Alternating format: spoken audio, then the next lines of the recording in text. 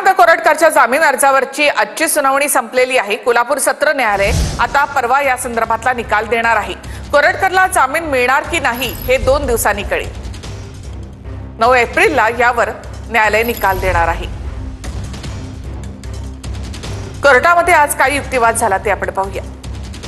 प्रशांत कोरटकर याला झालेली अटक ही बेकायदेशीर असल्याचा दावा त्याच्या वकिलांनी केला आहे। कोरटकरला अटक करताना पत्नीला जुजबी माहिती दिली, नियम पाळले गेले नाहीत असा आरोपही करण्यात आला।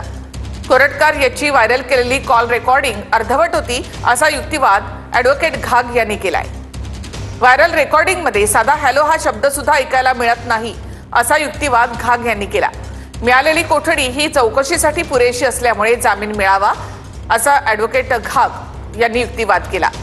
तर कोरटकरला अटक करताना आवश्यक ते सर्व नियम पाळले गेले आहेत असा युक्तिवाद सरकारी वकील विवेक शुक्ल यांनी केलाय। गुन्ह्याचं गांभीर्य पाहून कुणाला कल्पना द्यायची याचा निर्णय पोलीस घेऊ शकतात। महाराजांना लोक देव मानतात, त्यांच्यावर बोलायचं धाडस कसं करतात? आरोपीला दिलेल्या शिक्षेपेक्षा समाजामध्ये उमटलेली प्रतिक्रिया लक्षात घ्यावी असा युक्तिवाद सरकारी वकिलांनी केला। कोरटकरने केलेला गुन्हा शिक्षेलाच पात्र, त्यामुळे जामीन मंजूर करू नये असा युक्तिवाद सरकारी वकिलांनी केला आहे।